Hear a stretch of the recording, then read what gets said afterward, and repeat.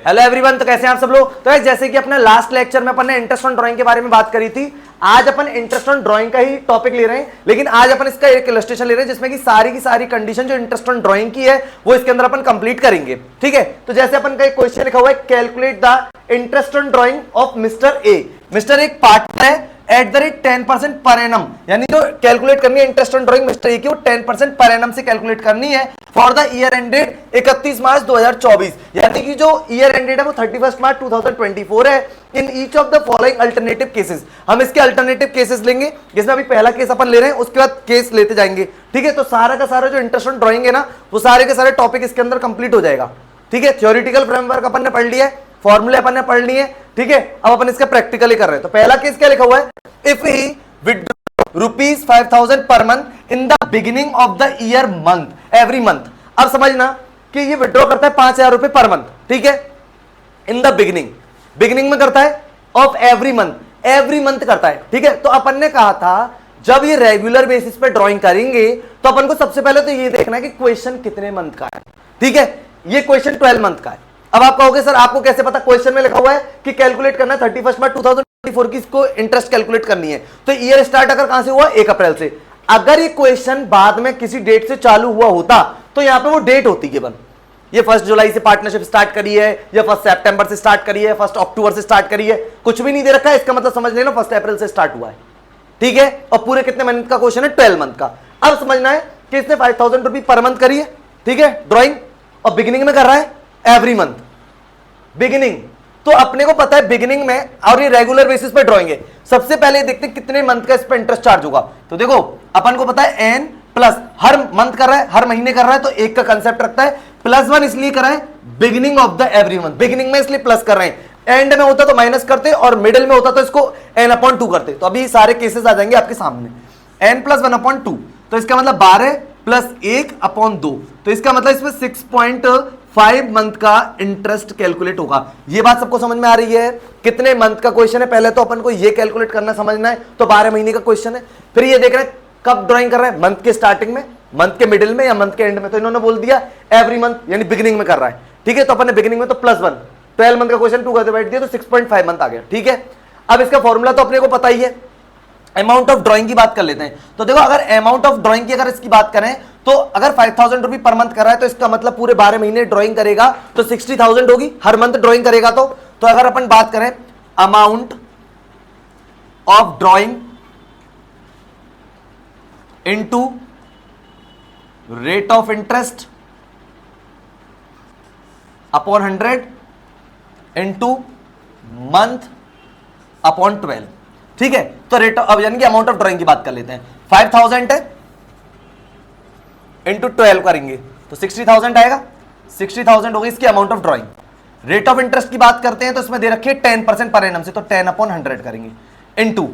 ठीक है, और उसके बाद अपन बात कर लेते हैं मंथ, तो अपन ने कैलकुलेट कर लिया 6.5 मंथ का इस पर इंटरेस्ट चार्ज होगा, तो इसकी इंटरेस्ट अपन यहाँ पे कैलकुलेट कर लेंगे। ठीक है, यानी कि 60,000 इंटू 10% और इंटू 6.5 डिवाइडेड बाई 12, जो इसकी इंटरेस्ट कैलकुलेट हुई है वो हुई है 3250। ठीक है, तो ये पहला इसका केस है। यानी कि अपन ने इसमें क्या करा, इसने लिखा है इफ ही विड्रॉ ₹5,000 रुपये per month in the beginning of every month. ये हर महीने 5,000 रुपए ड्राइंग करता है बिगिनिंग में, हर महीने कर रहा है। क्वेश्चन चेक किया पूरे 12 महीने का है, हर मंथ कर रहा है तो +1 करा, /2 करा, 6.5 मंथ का। एक्चुअली इसमें बस आपको मेन जो इसमें सॉल्व करने वाली बात रहेगी ना, वो रहेगी मंथ। अगर आपके मंथ कैलकुलेशन सही नहीं हुई तो आपको भले ये आता है तो अभी क्वेश्चन गलत हो ही जाएगा ना, अगर अपन की मंथ की कैलकुलेशन सही नहीं है तो। बात समझ में आ रही है, कोई दिक्कत है, कोई समस्या इसके अंदर। अब इसका अपन लेते हैं सेकंड केस। अब सेकंड केस देख लो, फॉर्मूला तो सब में यही लगेगा। ठीक है, अब अपन इसका सेकंड केस देखते हैं।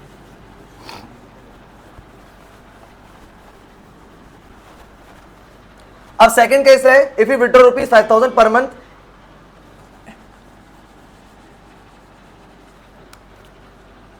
Eight the end of the every month, यानी कि ये विड्रॉ करता है 5,000 रुपये पर मंथ।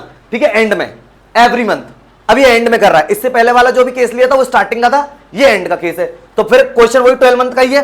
तो अच्छा n प्लस, अब यहां पे प्लस की जगह क्या लिखेंगे, -/2, क्योंकि एंड में कर रहा है। 12 मंथ -1/2 करेंगे तो इसमें 5.5 मंथ का कैलकुलेट होगा इंटरेस्ट। ठीक है, अब देखो वही 60,000 की ड्राइंग रहेगी, फॉर्मूला नहीं लिख रहा हूं, फॉर्मूला लिख चुका हूं। 60,000 इंटू रेट ऑफ इंटरेस्ट 10/100 और इंटू 5.5/12, तो ये सेकंड केस हो जाएगा आपका।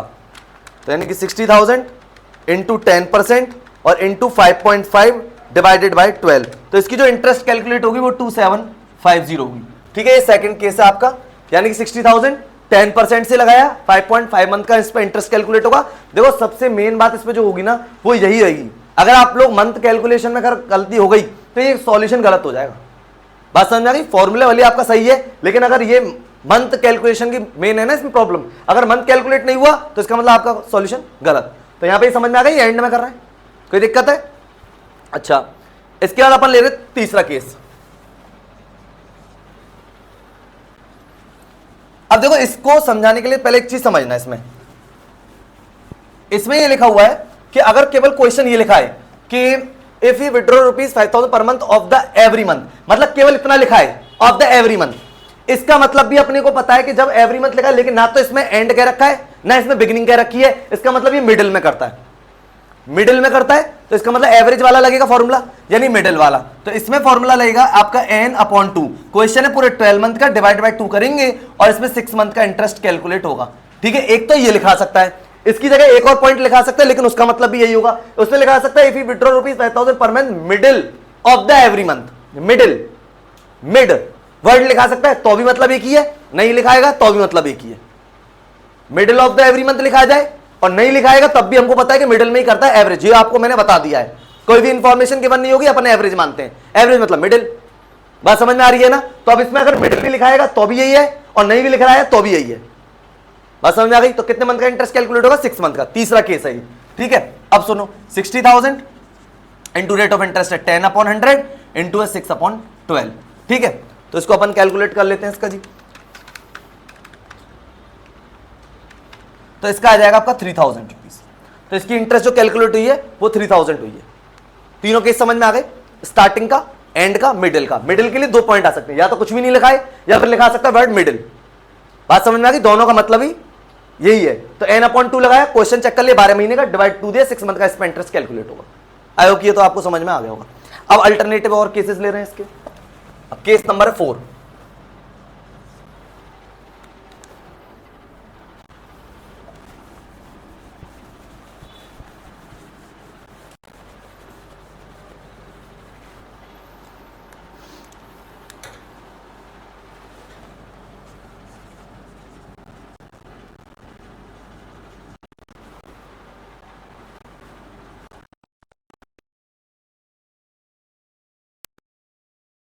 के अंदर लिखा हुआ है if you withdraw ₹60,000 during the year. अब इन्होंने लिखा हुआ है कि इन्होंने 60,000 रुपए ड्रॉइंग करी है ड्यूरिंग द ईयर। ठीक है, बात समझ में आ रही है? कब करिए ये गिवन नहीं है। ठीक है, रेट ऑफ इंटरेस्ट गिवन है पर एनम के संग।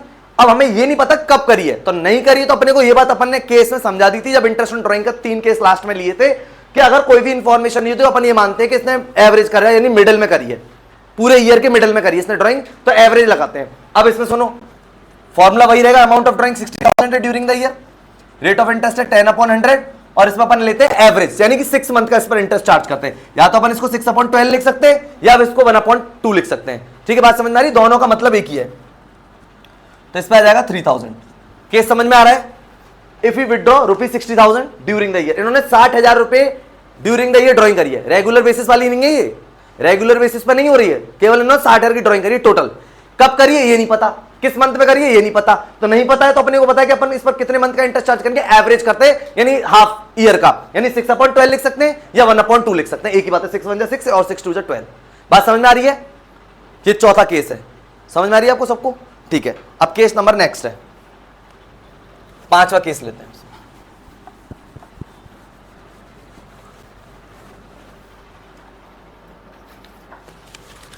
केस नंबर 5 लिखा हुआ है इफ ही विड्रॉ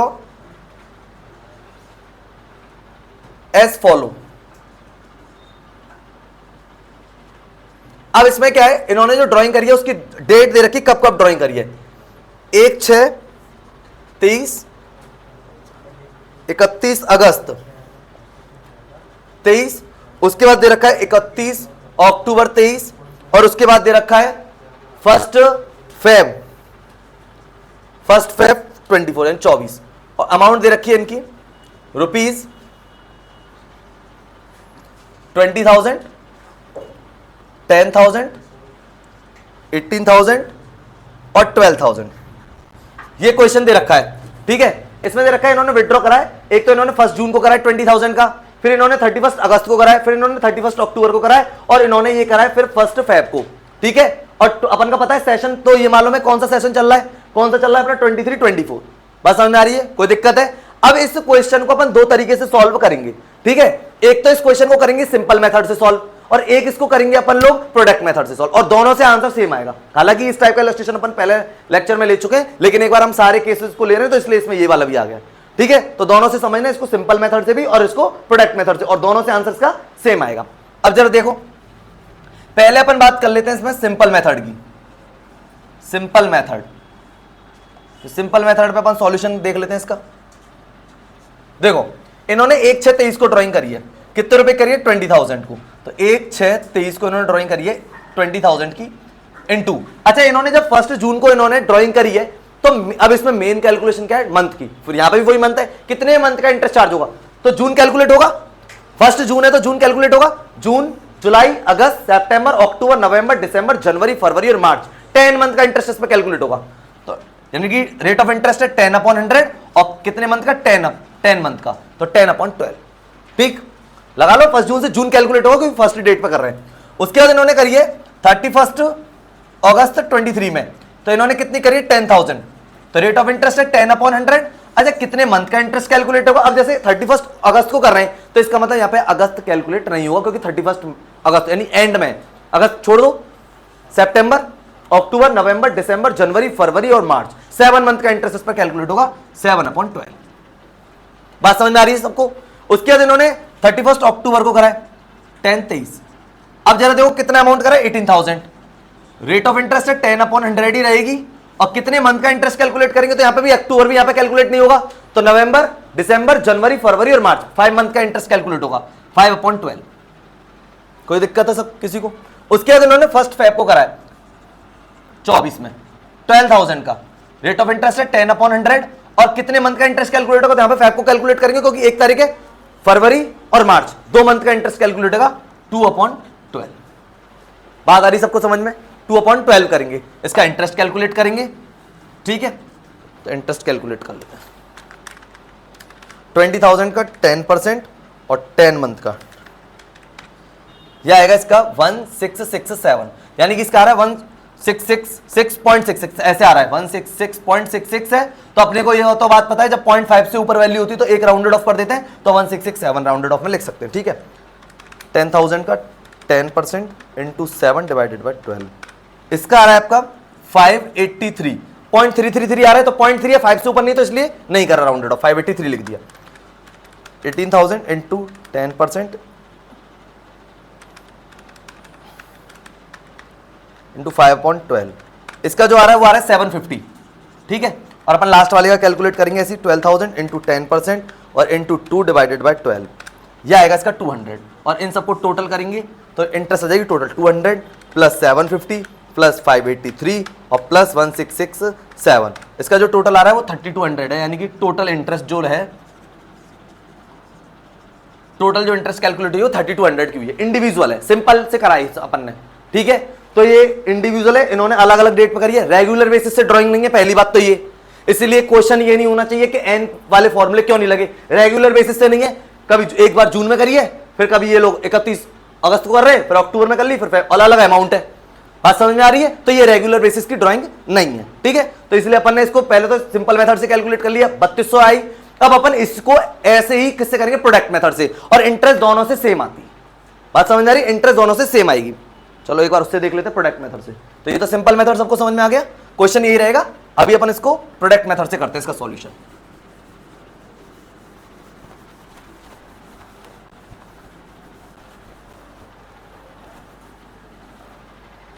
अब इसका प्रोडक्ट मेथड देखो। अब देखो इन्होंने 1/6/23 को ड्राइंग करी है 20,000 की, उसके बाद इन्होंने करी है 31 अगस्त 23 को 10,000 की।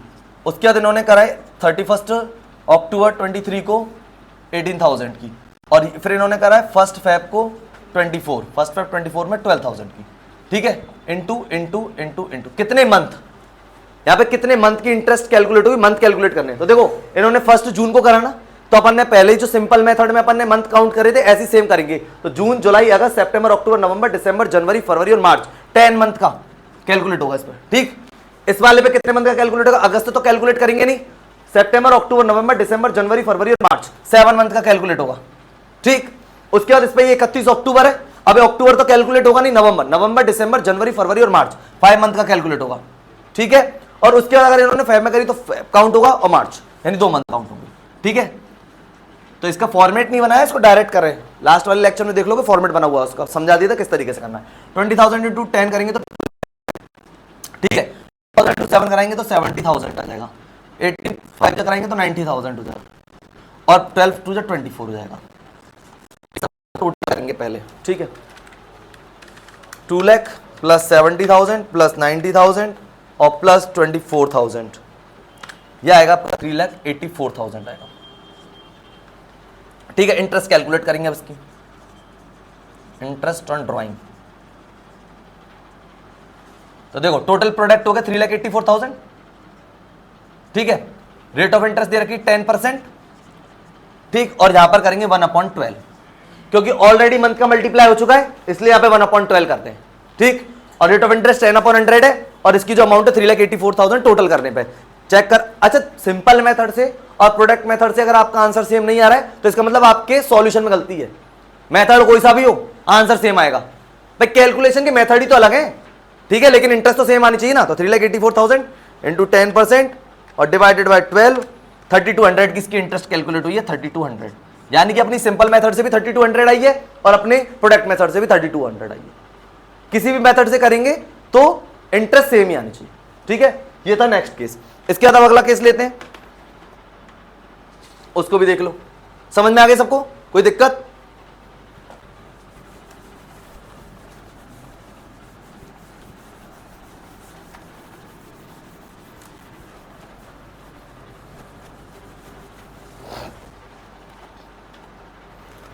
केस नंबर 6,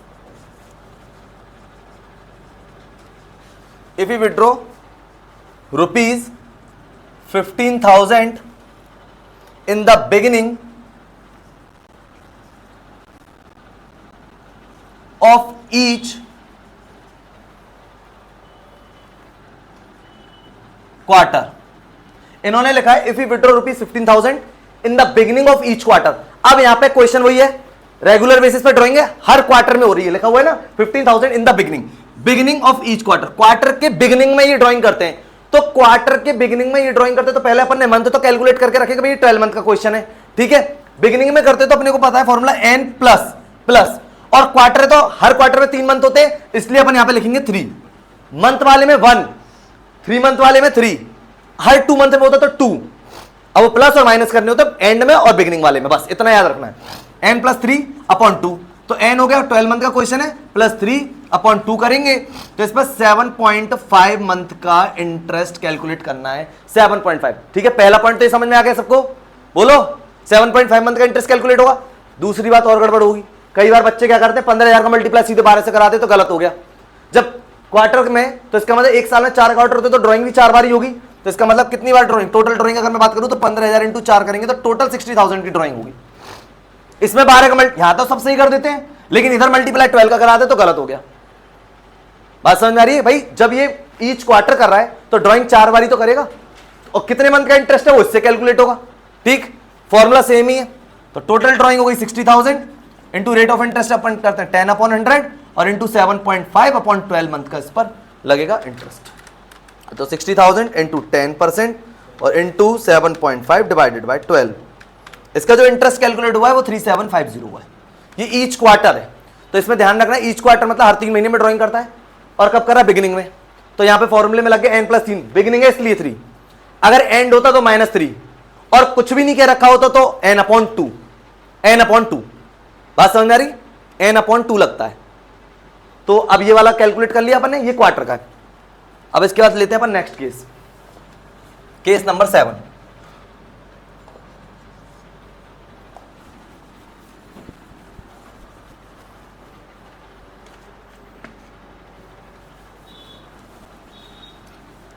अगला वाला जो केस है वो यही था, 50,000 at the end of each quarter. अब at the end of each quarter, ये एंड में, तो अपन को पता क्वार्टर है तो n-3/2। इसमें 1 मत कर देना, क्योंकि हर 3 महीने में ड्राइंग कर रहा है इसलिए 3 लिख रहे हैं, हर मंथ करता है इसलिए 1 यूज होता है, हर 2 महीने में करता है इसलिए 2 यूज होता है।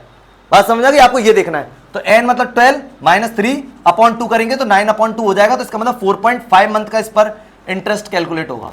ठीक है, 4.5 मंथ का। अब अपन ड्राइंग वही 4 बार करिए तो वही 60,000 अमाउंट है। 60,000 इंटू रेट ऑफ इंटरेस्ट है 10/100 और इंटू 4.5/12। तो इसकी भी एक बार इंटरेस्ट कैलकुलेट कर लेते हैं। 60,000 इंटू 10% और इंटू 4.5 डिवाइडेड बाई 12। तो ये जो इंटरेस्ट आ रही है इसकी आ रही है 2250, यानी 2250, 2250 आ रही है इसकी अमाउंट। ठीक है, eight the end of each quarter. अब अगले केस की बात कर लेते हैं।